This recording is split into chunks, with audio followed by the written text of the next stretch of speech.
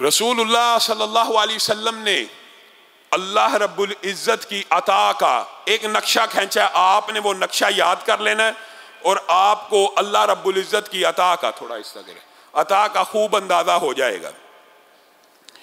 रसूलुल्लाह सल्लल्लाहु अलैहि वसल्लम ने मुझे और आपको समझाने के लिए एक बात कही है कि आदम, हज़रत आदम जो जद्दे अमजद हैं, अल्लाह रब्बुल इज़्ज़त की बारगाह में खड़े हो जाएं और अल्लाह से कहें ज़मीन से लेके आसमान तक जितने ख़जाने हैं मुझे अता कर दो, और अल्लाह अता कर दे। आदम का दूसरा बेटा है, यही मांगे।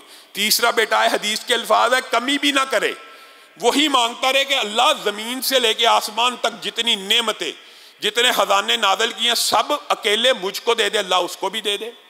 और क़यामत तक अभी ज़मीन के ऊपर 7 अरब से ज़ायद इंसान है। क़यामत तक कितने आने हैं और कितने आ चुके हैं? अरब हा अरब लोग आ चुके हैं, अरब हा अरब लोग आने हैं, अल्लाह जानता है। ये सारे के सारे अल्लाह की बारगाह में आके क्या मांगे? ज़मीन व आसमान के खजाने, और अल्लाह ताला हर एक को देता चला जाए। ये सारी बात समझाने के बाद रसूलुल्लाह सल्लल्लाहु अलैहि वसल्लम ने कहा, तुमने अपने रब को क्या समझा? ये सब आदम के बेटों को ज़मीन और आसमान के सारे खजाने देने के बाद तुम्हारे रब के खजानों में इतनी कमी वाकया नहीं होती जो मिसाल दी है। सुभान अल्लाह, इतनी कमी वाकया नहीं होती कि तुम समुंदर के किनारे खड़े हो जाओ, उसके अंदर सुई को डबो, सुई को उठाओ, उसके साथ एक बारीक सा कतरा साथ सुई के चिपक जाता है। उस एक कतरे ने इस अजीमुशान समुंदर में जितनी कमी की है, कुछ की है, तुम्हारे रब के खजानों में इतनी भी कमी वाकया नहीं होती। फिर किससे मांगते हो? फिर किस दर की ठोकरें खाते हो? तुम्हारा रब तो पूरी औलादे आदम को दुनिया जहान के खजाने देकर भी खजानों से महरूम नहीं है। तुम्हारे मांगने में कमी है। अल्लाह की कसम, मेरे और आपके मांगने में कमी है। हमने दुआ को इबादत समझा ही नहीं, हमने दुआ अपने रब से की नहीं। और आपको किस किस नबी का दुआ का वाक़या आपके सामने, अंबिया के दुआ, ये लोगों के सामने अंबिया की दुआएं रखें तो इसके 2 पहलू होते हैं। वो बाज़ लोग कहते हैं यार वो तो नबी थे, उनकी तो अल्लाह ने सुननी थी। एक चलो ये पहलू तो है, लेकिन दूसरा पहलू आपने गौर नहीं किया कि नबी को भी जब औलाद की हाजत हुई, नबी सबर होता है, मानते हैं, नबी सबर करते हैं। ज़करिया एक अरसे से सबर कर रहे थे ना, मरियम के पास बिन मौसम के फल देखे तो दिल में ये आस जाग उठी, बूढ़ा हूं, बीवी बांझ है, बिन मौसम के मरियम को फल मिल सकते हैं तो मुझे औलाद क्यों नहीं मिल सकती? नबी थे, पहले भी इल्म था, लेकिन जुबान पे अल्फाज नहीं थे आते। अचानक कह दिया रब्बी ला तज़रनी फर्दन व अंत खैरुल वारिसीन, मुंह से अल्फाज निकल गए। नबी है, पैगंबर है, रसूल है। एक एंगल तो ये आपको याद है कि नबियों की तो अल्लाह सुन लेता है, ये भी एक। दूसरा एंगल भूल गए कि नबी भी अगर औलाद मांगता है तो किससे मांगता है? नबी को भी औलाद मिलती है तो किससे मिलती है?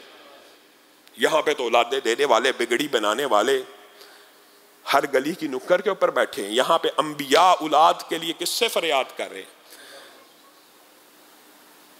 अय्यूब की भी, वो भी साबर थे, जाहिर है बीवी भी क्या उठी और क्या उठी कि कर दीजिए अब अल्लाह से दुआ का। 70 बरस आसानी और आसाइश में गुजरे, अभी तो 15-17 बरस हुए हैं, तो अल्लाह से सब्र ना करूं? अभी अपनी बीमारियां, हाँ जुबान पे जब बीमारी आने लगी, कहने लगे अल्लाह जिक्र करता हूं इस जुबान से, इससे महरूम ना रख।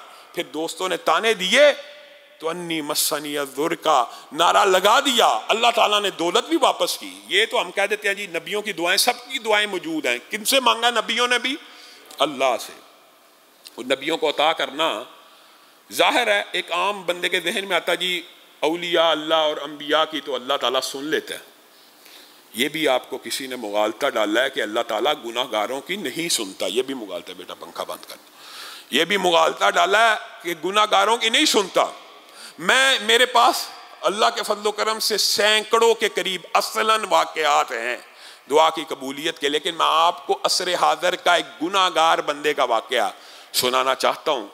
जो वाक़या, इदारे हैं सऊदी अरब में, मकतबे होते हैं जालियात के, नेकी के काम करने के। उसके मुदीर ने हमारे दोस्त अब्दुल मालिक मुजाहिद, हमारे रिश्तेदार भी हैं, उनको खुद सुनाया। और ये वाकया मैं इसलिए सुना रहा हूं कि आपके जहन से ये मुगालता निकल जाए कि गुनाहगार बंदा हो तो उसकी रब नहीं सुनता। हकीकत तो ये है कि इबलीस ने नाफरमानी करके रब से मोहलत मांगी तो रब ने उसको भी दे दी। मांगने वाले को रब देता है, इबलीस को भी क़यामत तक की मोहलत दे दी। यहां पे उन्होंने बयान किया, एक शख्स था इंडिया का, वो झूठे कत्ल के मुकदमे में उसका साथ रूममेट कत्ल हो गया, वो भी गिरफ्तार हो गया।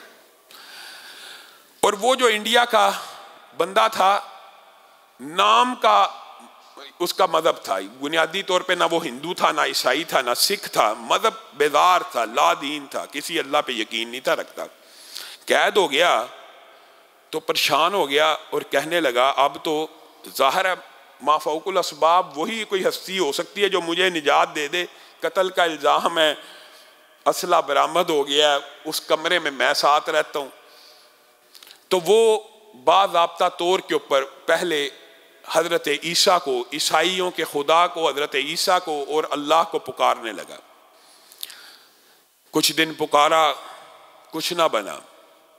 यहूदियों के हज़रत मूसा का नाम लेके पुकारा, हिंदुओं के, हत्ता के वो मकतब जालियात का मुदीर कहता है, वो खुद बयान करता है कि मैंने दुनिया के अंदर जितने मज़ाहिब मुझे पता थे, सिख, हिंदू मत, यहूदियत, ईसाइयत, सब के इलाहों को पुकार लिया, लेकिन इस्लाम से एक नफरत थी। बचपन से लेके जिस मुल्क में पले बड़े थे, एक नफरत थी, उसकी तरफ मैं मुतवज्जे नहीं था होता। लेकिन जब सब दरवाजे खटका लिए तो मेरे दिल में ख्याल आया, क्या हर एक के रब को पुकार के देख लिया, मुसलमानों के इलाह को भी पुकार के देख लिया जाए। वो लड़का खुद बयान करता है कि अल्लाह रब्बुल इज्जत को इस तरह पुकारा, ए मुसलमानों के रब, अगर तू वाकई खालिक हकीकी है और तू ही सच्चा रब है, मुसलमान जिसके बारे में हमें कहते हैं, और इस्लाम ही सच्चा दीन है, तो ऐ अल्लाह फिर मुझे इस कत्ल से बरी कर दे। कहा कि अभी मैंने दुआ ख़त्म नहीं थी कि दरवाज़ा खटका, मुझे जेलर लेके आया कि हमने तफ्तीश की है, दूसरा कातिल पकड़ा गया है, आपको लेके चलते हैं। उन्होंने कहा कहाँ लेके चलते हो? कहा सबसे पहले इस्लाम को कबूल करूंगा, मैं गुनाहगार, मैं आसी, मैं निकम्मा, मैंने जिंदगी में कभी नेकी का एक काम नहीं किया, तुम्हारे रब को पुकारा है, अशहदु अल्ला इलाहा इल्लल्लाह व अशहदु अन्ना मुहम्मदन अब्दुहु व रसूलुहु। तुम्हारे रब ने मेरी पुकार को सुन लिया है। गुनाहगार आदमी, आपको किसने मुगालता डाला कि गुनाहगार बंदों की अल्लाह ताला नहीं सुनता?